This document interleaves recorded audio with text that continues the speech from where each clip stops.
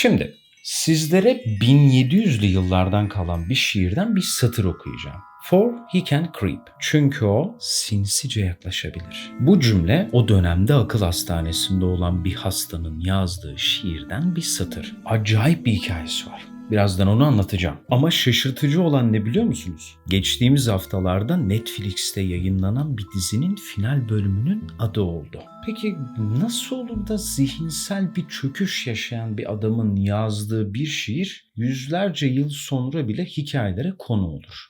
Love, Death, Robots. 15 Mayıs 2025'te şimdiye kadarki en uzun antolojisi olan 4. cilt ile geri döndü. Yani bizi biraz uzun bir süre beklettiler. Bu sezonun gelmesi biraz vakit aldı. Ki geldiği gün ben direkt hemen bitirdim. Çünkü biliyorsunuz bölümler çok kısa ama lezzeti de orada şimdi. Ama beklediğimize değdi mi? Değdi. Çünkü öfkeli uzaylılar, megalamon kediler, yarışan dinozorlar, devasa bebekler ve Yunus İsa. Ne ararsanız var. Ama biz bugün çok acayip olan o final bölümünü konuşacağız. Çünkü hepimizin yaşadığı bir hikaye. Bölümün animasyonu bildiğimiz dizinin tarzından oldukça farklı. İki de çizgi roman estetiğinde. Sanki bir çocuk kitabının sayfalarında kayboluyoruz gibi. Ama bu bir çocuk hikayesi değil. Bu bir şairin aklını ve ruhunu yazı yoluyla koruma mücadelesini anlatıyor. Yaratıcılıkla delilik arasındaki o ince çizgide yürüyen bir şair. Onun ruhuyla dünyaya egemen olmak isteyen bir şeytan ve şairin ruhunu korumak için geceleri iblislerle savaşan bir kedi. Çok acayip bir hikayesi var. Yıl 1757. Londra'dayız. Yer bir akıl hastanesi. Tanrı şairimizden çok özel bir şey istiyor. But what am I to do? When God asks of me to translate the one true poem that unfolds the universe. İstiyor istemesini ama bu çok tehlikeli. Çünkü şeytanın iblisleri geceleri bu akıl hastanesinde kol geziyor. Ama şairimiz yalnız değil. Kedisi Joffrey onun için savaşıyor. Ama bir gece karanlığın içinden şeytanın kendisi geliyor. Ve Joffrey'e cömert bir teklif yapıyor.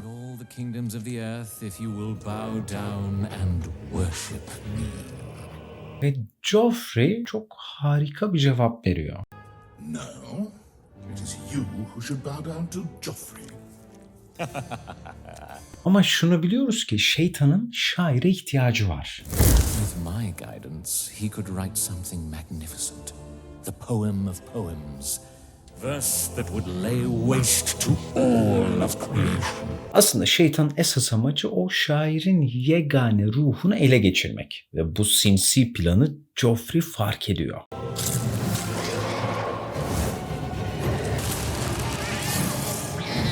Ve şeytan tam onu öldürecekken şair araya giriyor. Ve ona istediği şeyi vereceğini söylüyor.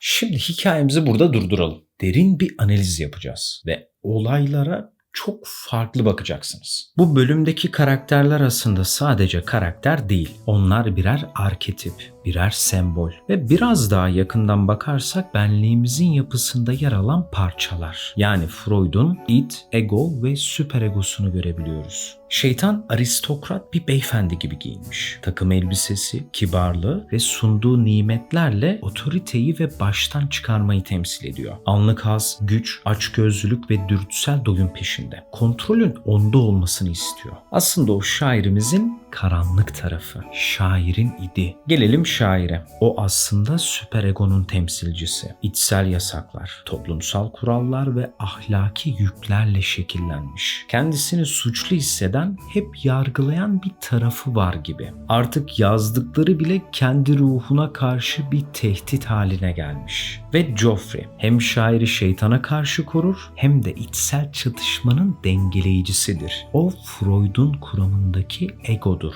Şimdi hayat yolunda karşılaşılan her şeyi, bireyin tepkileri ve ilerlediği yol, bireyin hangi benlik yönünün güçlü veya zayıf olacağını belirler. Örneğin idi güçlü olan bireyler daha ilkel dürtülerle hareket edebilirler. Bilinç dışında yaşarlarken ahlak, sosyal toplum gerçekliği ya da sonuçları pek umursamazlar. Sadece canları ne istiyorlarsa onu yaparlar. Süperegosu daha güçlü olan bir birey ise toplumun, ebeveynlerin ve kültürün öğrettiği kurallar, ahlak, doğru yanlış inançları doğrultusunda şekillenir. Kendi düşüncelerinden ziyade toplum ve ailenin ne düşündüğü daha ön planda olur. Ego ise içimizdeki dürtülerin yani idin farkındadır. Aynı zamanda toplumda yaşadığını da bilir. Tam anlamıyla bir arabulucu gibidir. Biri çığlık atarken diğeri fısıldar. Ve ego hangisinin nerede konuşacağını seçmek zorundadır. Şimdi tüm bu anlattıklarım doğrultusunda süper egonun düşmanı id gibi gözükse de aslında zayıf egodur. Ego zayıf olursa içsel tarafımız dürtüsel davranışlara yol açabilir. Süper egomuzda kendimizi suçlu hissetmemize yol açabilir. Dizideki şair süper egonun kontrolündedir. Yazmak istese de içindeki ahlaki yasaklar ve bastırılmış duygular arasında sıkışıp kalır. Ve Joffrey her ne kadar savaşsa da bu savaşta tek başına bırakılmış bir egodur. Ne idi susturabilecek kadar güçlüdür ne de süper egoyu dengeleyebilecek kadar özgür. Ve şeytan yani şairin içsel tarafı kontrolü ele geçirmeye gelir. Çünkü ego zayıf. Şimdi hikayemize geri dönelim. Şeytan şairi ele geçirdi ama aralarında şeytanın istekleriyle şairin kalemi arasında çatışma çıkar. Ama kontrol artık içsel tarafta yani şeytandadır. Ve Joffrey bilgeliği aramak için arkadaşlarına danışır. Ve o bilgelik yavru bir kedidedir. Ve Joffrey'nin aradığı bilgelik aslında şu. Poem.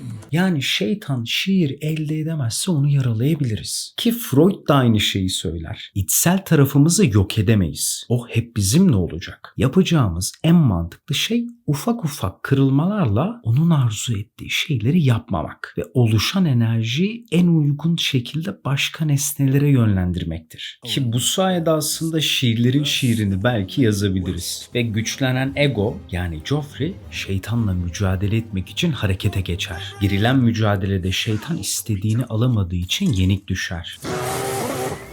Ve bölümün sonunda Joffrey'i daha güçlü görürüz. Artık denge sağlayabilir bir yapıdadır. Ve ilk başta iblis görünümünde olan korkutucu yaratıklar artık fare görünümündedir. Şimdi gelelim esas bomba kısma. Bu hikayemiz sizlere videonun başında okuduğum bu şiiri yazan şaire dayanıyor. Ve onun da Joffrey adında bir kedisi var. Yıl 1757.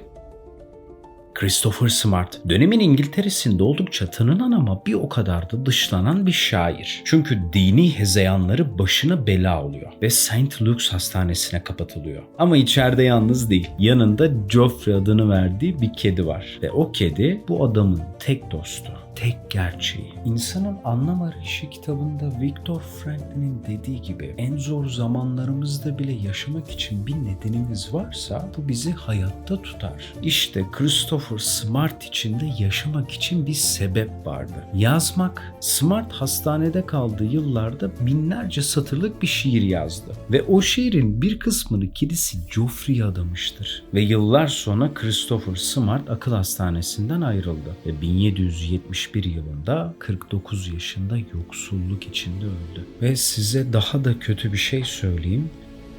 Christopher Smart'ın yazdığı bu şiir o öldükten 168 yıl sonra 1939 yılında keşfediliyor. 2019'da ise Siobhan Carroll adında bir yazar bu şiirden ilham alarak onu edebi bir öyküye dönüştürdü. Ve bu öykü fantastik edebiyatın en prestijli ödüllerine aday gösterildi. Ve 2025'te de Netflix dizisinin finalinde Joffrey yeniden hayat buldu.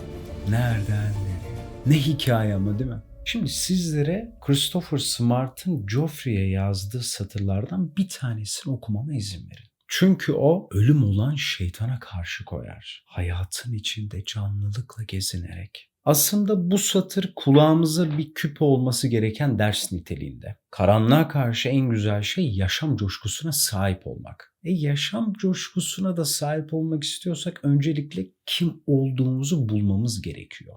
Kim olduğumuzu bulacaksak da egonun, yani bilinçli benliğimizin güçlenmesi ve benliğimizdeki çatışmalar arasında bir denge oluşturması gerekiyor.